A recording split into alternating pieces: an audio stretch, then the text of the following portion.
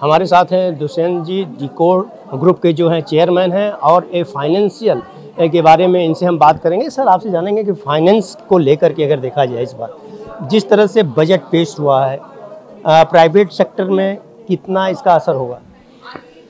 हाँ, उन्होंने एक मेजर एक अनाउंसमेंट किया हुआ है जो काफ़ी असर पड़ेगा इस प्राइवेट सेक्टर के ऊपर भी। उन्होंने अनाउंस किया है कि 91% तक का सभी कैपेक्स उनका अचीव हो जाएगा। जब ये गवर्नमेंट कैपिटल एक्सपेंडिचर करती है और इंफ्रास्ट्रक्चर में करती है तो उसका impact immediately private sector jobs के उसके ऊपर पड़ता है। उन्होंने एमएसएमई के लिए जो बजट इंक्रीज किया है, उन्होंने स्टार्टअप के लिए दूसरा फंड डाल दिया। मतलब एक फंड तो ऑलरेडी 90,000 करोड़ पर है जिसमें गवर्नमेंट का 10,000 करोड़ है। उन्होंने बोला हम दूसरा 10,000 करोड़ डालेंगे, तो दूसरा अंदर 90,000 करोड़ आता है। उन्होंने शुरू में ही किया कि मेरे जो 4 फोकस एरिया है उसमें एमएसएमई, हेल्थ, किसान और एग्रीकल्चर के ऊपर उन्होंने जो काफ़ी आउटले किया है उसका पूरा इम्पैक्ट, एग्रीकल्चर का तो इफेक्ट प्राइवेट सेक्टर पे ही पड़ेगा क्योंकि एग्रीकल्चर इस प्राइवेट सेक्टर है, तो उन्होंने उसके ऊपर काफ़ी ध्यान दिया हुआ है। और हेल्थ सेक्टर के ऊपर उन्होंने किया हुआ है। तो वो कि पूरा का पूरा बजट इस तरह से पेश किया गया है। आप इवन टैक्स लिमिट भी देखेंगे, अगर बढ़ती है तो प्राइवेट सेक्टर के इंडिविजुअल को असर करती है, जिससे पास और सरप्लस इन्वेस्टमेंट आता है, सरप्लस फंड बचता है। उसके वजह से वो या तो रियल एस्टेट में इन्वेस्ट करता है या तो स्टॉक मार्केट में इन्वेस्ट करता है। लेकिन रियल इस्टेट की अगर हम बात करें तो देखा जाए कि खासतौर से अगर देश की आर्थिक राजधानी मुंबई की बात करें तो यहाँ तो रियल इस्टेट का बढ़ रहा है, रेट जो है बढ़ता नज़र आ रहा है। तो आपसे मैं ये जानना चाहूँगा कि पूरे देश में रियल इस्टेट को लेकर के क्या स्थिति हो सकती है इस बजट से?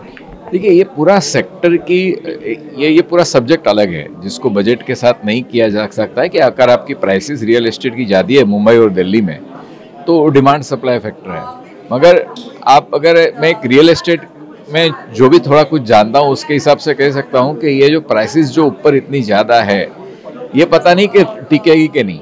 अगर रियल एस्टेट अगर रीडेवलपमेंट इतना ज़्यादा अगर मुंबई में होने वाला है या तो दिल्ली में होगा, उसके वजह से प्राइस के ऊपर इम्पैक्ट पड़ेगा ही।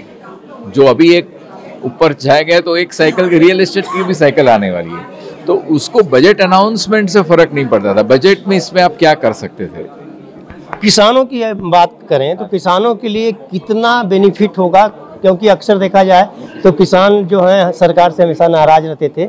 इस बजट के बाद क्या लगता है आपको? देखिए, किसान पूरा का पूरा बजट में एग्रीकल्चर के ऊपर इतने सारे बेनिफिट हैं कि आज अगर कोई भी कोई भी किसान अपने सिस्टम में से अगर उनके लिए credit card, credit scheme, seeds, pulse के लिए, जहां पल्स की काफ़ी पूरी शॉर्टेज है इंडिया में, पल्स के लिए उन्होंने पूरा का पूरा मिशन एस्टैब्लिश किया हुआ है कि ये पल्सेस में हम लोग ये करेंगे।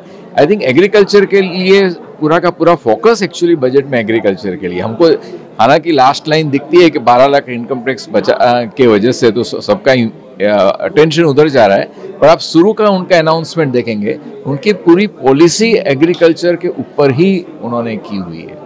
महिलाओं की बात करें तो महिलाओं के लिए क्या इस बजट में क्या लगता है आपको? क्या कोई खास महिलाओं के लिए, बट एक विमेन के लिए उन्होंने कुछ एक फंड सेटअप किया हुआ है, वो एक अनाउंसमेंट इसमें हुआ है। बट ज़्यादा करके अभी देखेंगे तो अब महिला या पुरुष अभी अपने कंट्री में अभी वो डिफरेंस नहीं रह गया है अपॉर्चुनिटीज़ के बारे में। आज महिला भी चाहे तो कोई भी फील्ड में जाके वही ले सकती है, but at the same time अपने पास महिला बैंक है, महिला की काफ़ी कुछ फैसिलिटीज़ है। वो इकोसिस्टम ऑलरेडी एग्जिस्टिंग है कि जिसमें ऐसा कुछ नहीं है कि आज कुछ स्पेशली अनाउंस किया जाए। तो आपने देखा दुष्यंत जी ने बड़े बताया उन्होंने कि इस बजट से क्या क्या फ़ायदा है और ख़ासतौर से किसानों के लिए क्या क्या बेनिफिट होगा। ऑन टीवी न्यूज़ के लिए कैमरामैन बाला के साथ हरीश तिवारी।